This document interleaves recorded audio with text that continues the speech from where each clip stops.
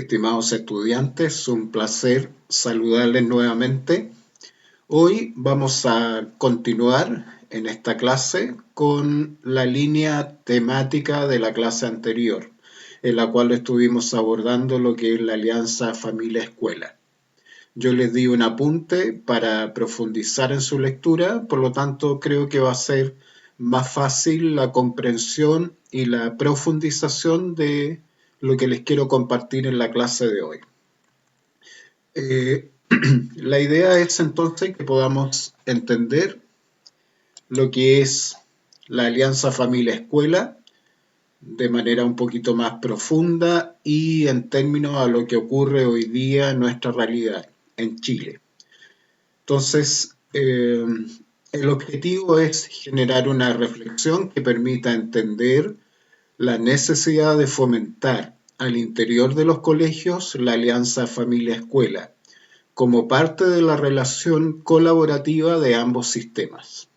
El objetivo entonces de esta clase va a ser que podamos entender que la escuela requiere de la familia, como también la familia requiere de la escuela. De ahí que surge este concepto de alianza. En una primera parte vamos a partir presentando las premisas fundamentales de este tema, es decir, desde dónde partimos, desde qué ideas se sustenta esta alianza. ¿Cuáles son estas premisas?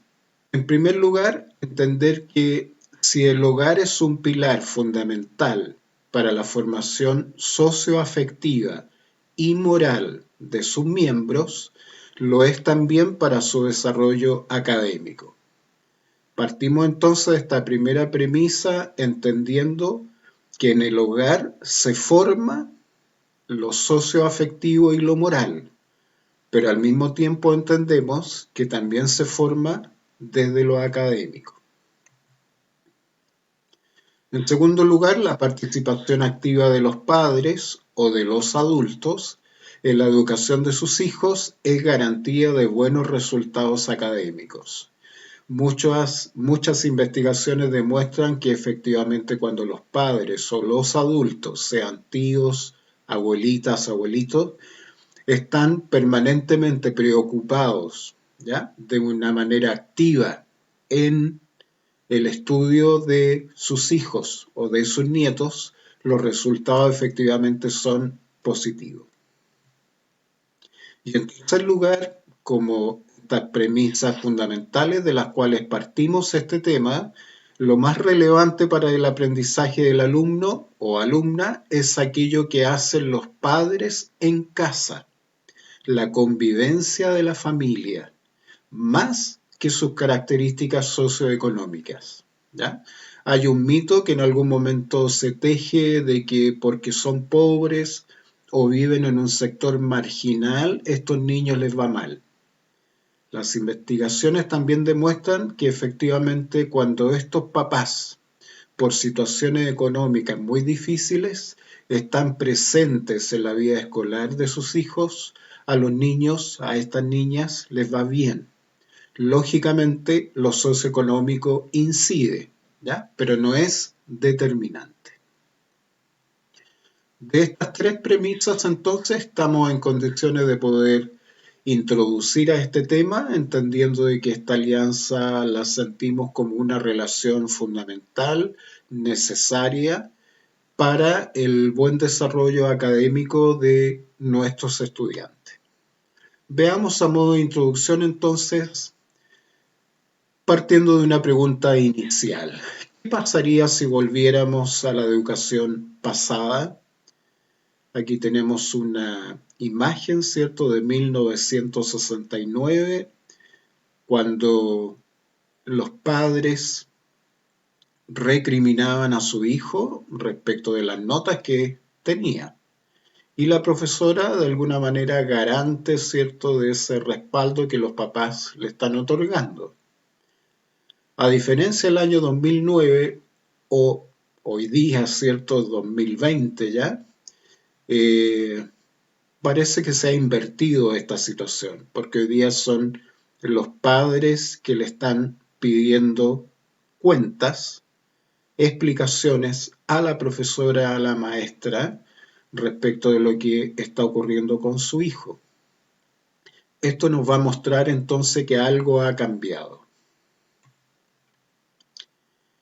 Y si volviéramos a esto, por muchos años en la historia de nuestro país, de muchos colegios, lamentablemente, se dio una historia de lo que hemos hablado en alguna clase, ¿cierto? De las agresiones físicas que sufrieron muchos estudiantes dentro de la sala de clase, como una práctica que se entendía de parte de los profesores de la época que contribuía al aprendizaje de los estudiantes y que lamentablemente muchas veces los padres avalaban este tipo de prácticas. ¿Qué pasaría si volviéramos a esto? Esta es una imagen de un pequeño que justamente aquí cerca, y creo que fue en Romeral, en una escuela de Romeral, cerca de Curicó, que en la mañana por portarse mal, por estar muy inquieto en la sala de clases, la profesora consideró que tenía que esperar fuera de la sala, por lo tanto sacó su banco, su silla y lo dejaron ahí cuando creo que habían 6 u 8 grados de temperatura con un frío tremendo. Esas prácticas 2020 lamentablemente siguen presentes en algunos colegios y con algunos profesores o profesoras.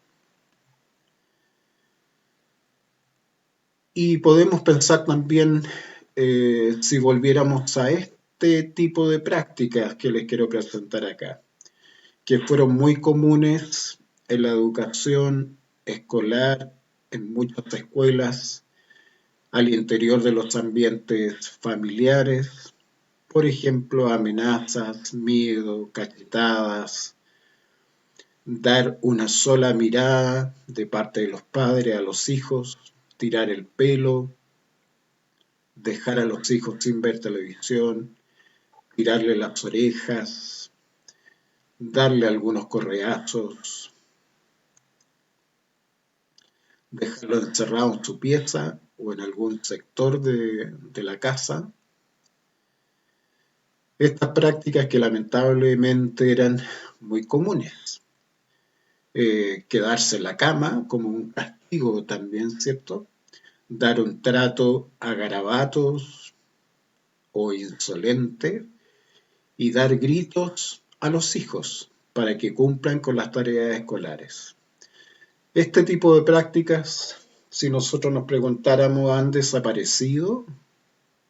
¿Estarán presentes todavía al interior de la familia? Yo creo que cada uno de ustedes puede dar una respuesta, ¿sí?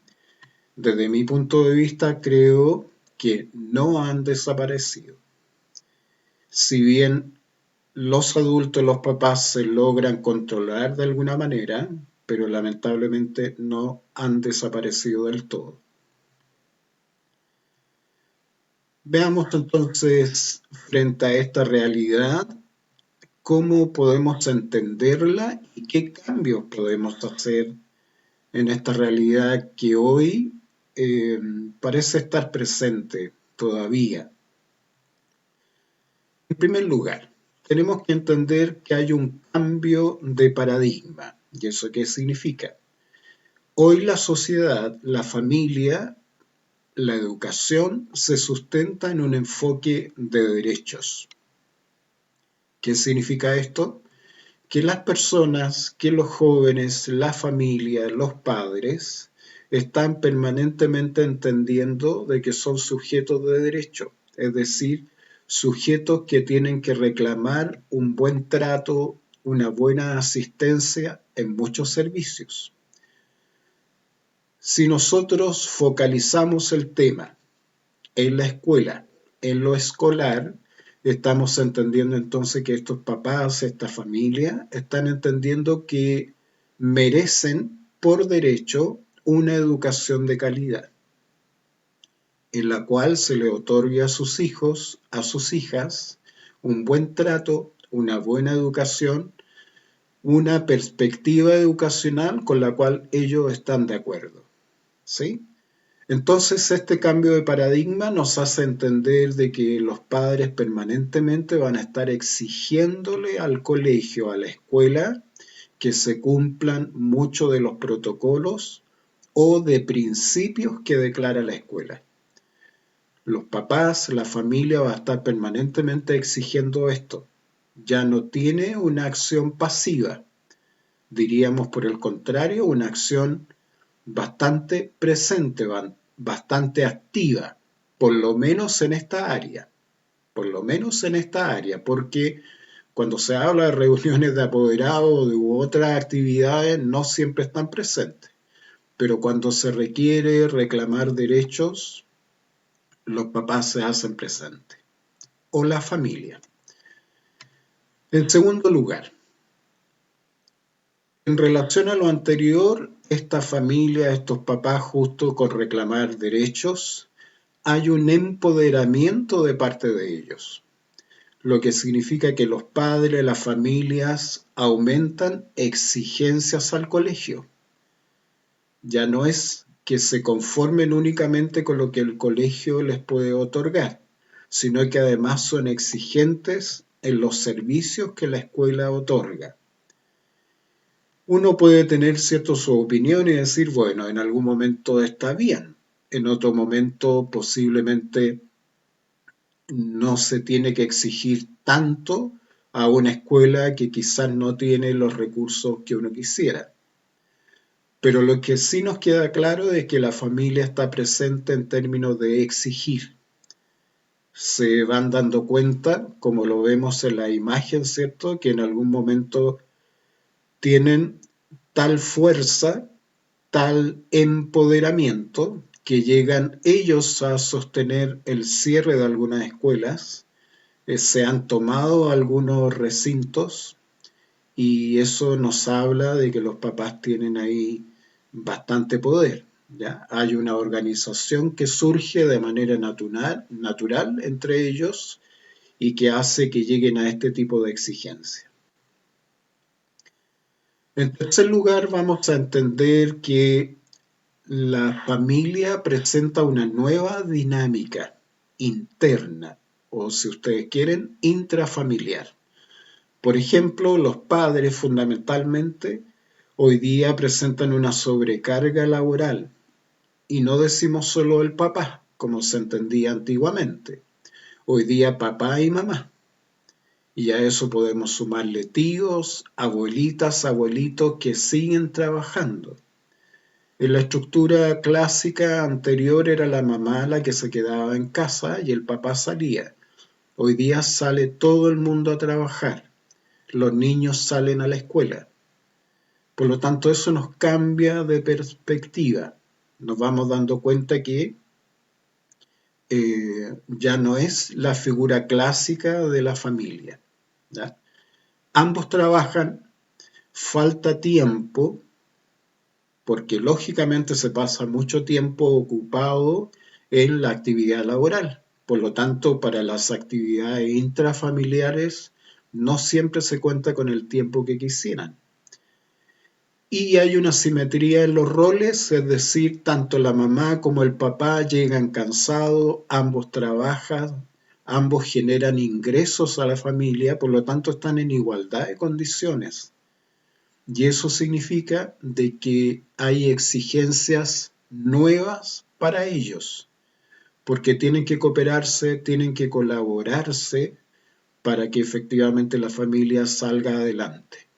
Hay que dejar el rol clásico de que el hombre era atendido, porque hoy día el hombre, el papá, también va a tener que atender a los integrantes de la familia, dado que la mamá está trabajando y todavía no llega. Entonces, esta simetría de roles la vamos a entender como esta transformación en que estos roles clásicos, la mujer en la casa, el hombre fuera, eso se transformó, eso cambió.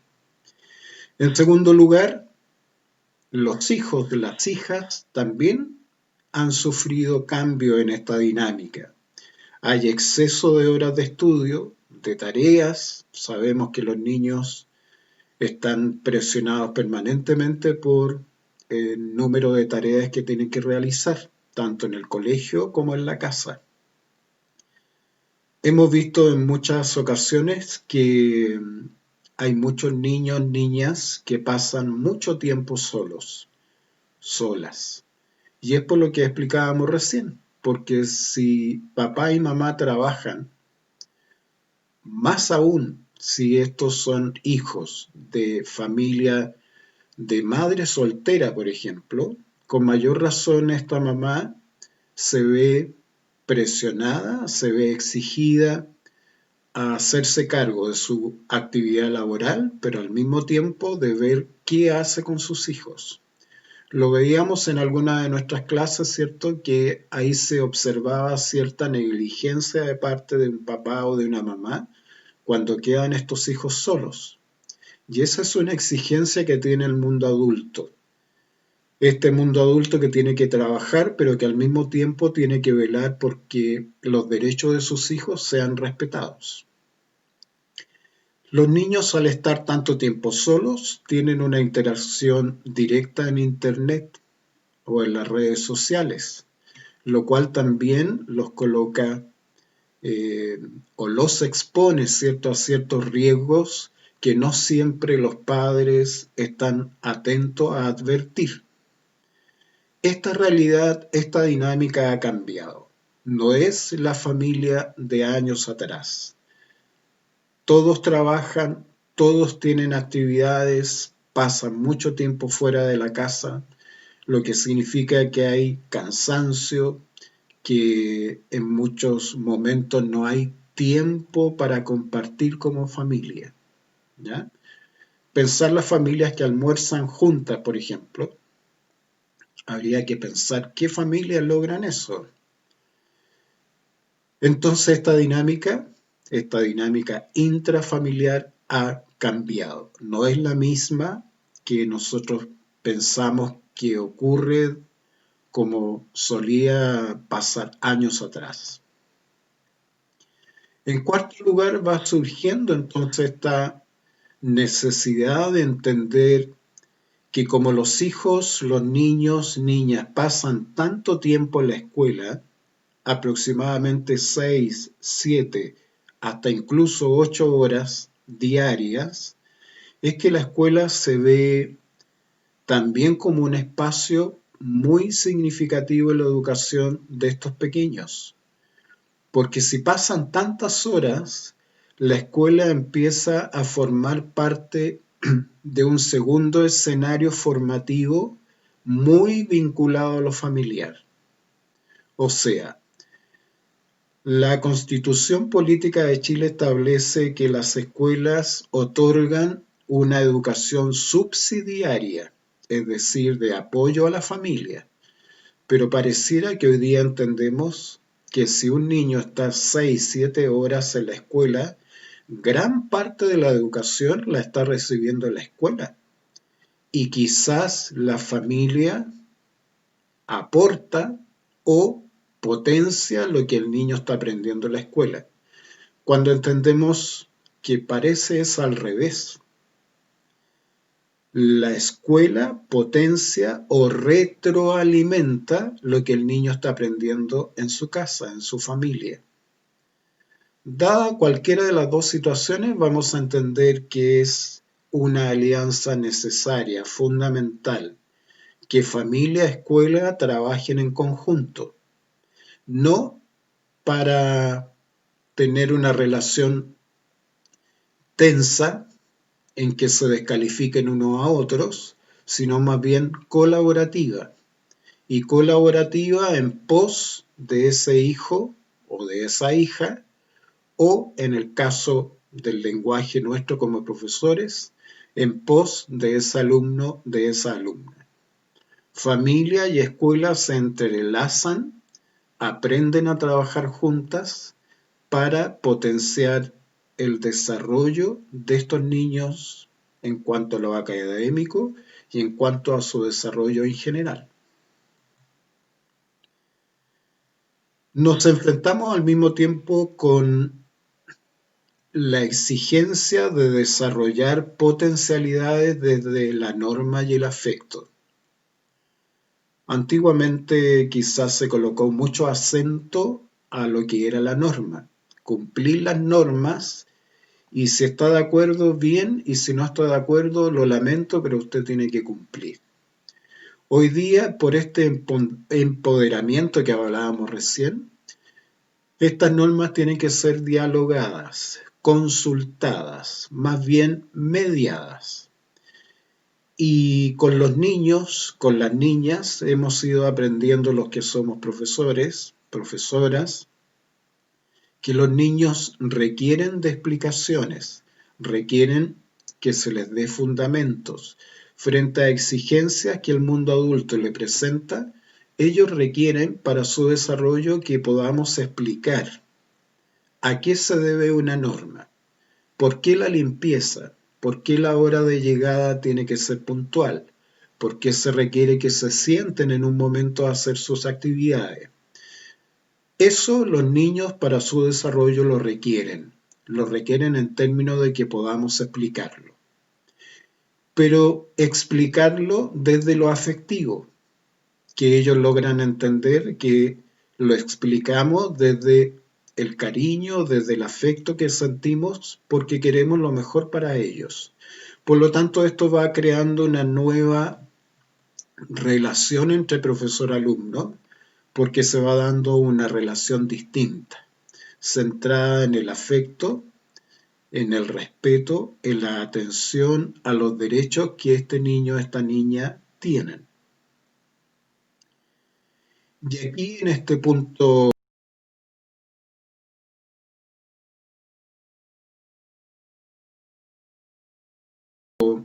no profesora, el colegio en general requiere para poder trabajar con la familia, no contra la familia, sino que trabajar con ella. Los profesores y las profesoras requerimos desarrollar habilidades. Yo quiero presentar algunas que me parecen que son vitales, fundamentales, que surgen de lo que he ido estudiando en el tiempo, pero también desde mi experiencia directa como profesor, como orientador educacional, me he ido dando cuenta que estas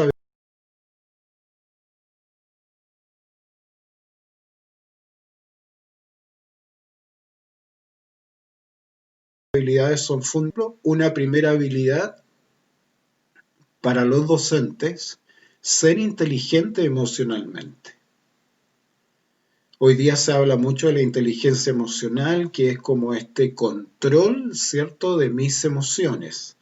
Por eso que se habla de una persona inteligente emocionalmente cuando yo logro controlarme frente a una situación que me sobrepasa o en la cual yo veo que hay una problemática significativa.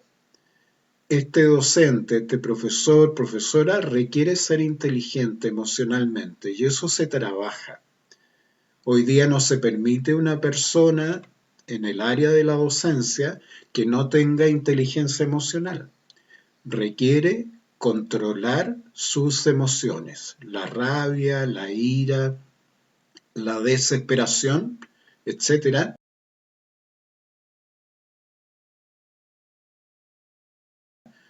requiere armoniosa con sus estudiantes. Por lo tanto, una primera habilidad que tenemos que tener presente y que vayan de la manito lo que pienso y lo que siento. ¿Ya? Que al mismo tiempo cuando yo estoy dando a conocer ideas, vayan de la mano empáticamente con mis estudiantes. Me pongan en el lugar de ellos qué están sintiendo o qué van a sentir con algo que yo les voy a declarar. Por lo tanto, eso hace una relación mucho más humana. Una nueva habilidad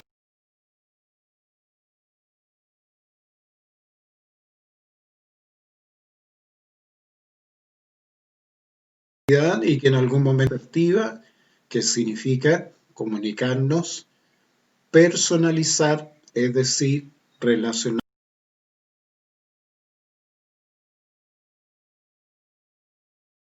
con los demás, nuestros estudiantes, aquellas cosas que me molestan, pero también aquellas cosas que me agradan. la técnica de autorreferencia en que transforma mi opinión en una opinión subjetiva. No soy dueño de la verdad. Por lo tanto, yo lo voy a plantear como yo creo o yo pienso frente a algo.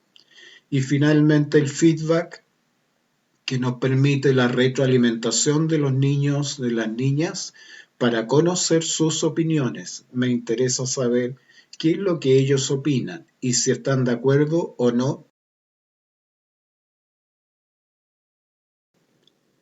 Ya, se me había presentado un pequeño problema ahí de batería.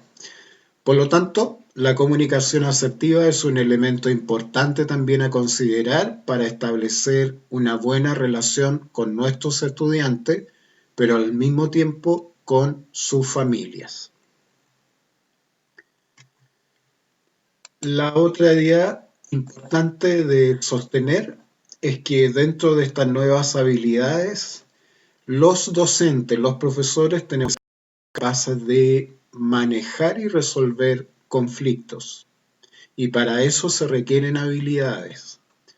Cuando pensamos en el mundo de la familia, sabemos que los papás, los adultos en general, están sobrecargados por esta demanda laboral y muchas veces tienen problemáticas económicas que los hacen muy sensibles y que en algún momento llegan al colegio de manera muy agresiva.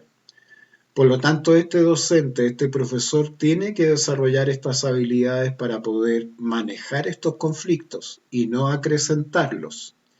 Generalmente, los docentes no sé del todo si están preparados para esto, porque también entendemos que este profesor, esta profesora está cansada. Después de una jornada laboral donde ha tenido 8 o 10 horas de clase en el día, lógicamente también tiene un cansancio acumulado.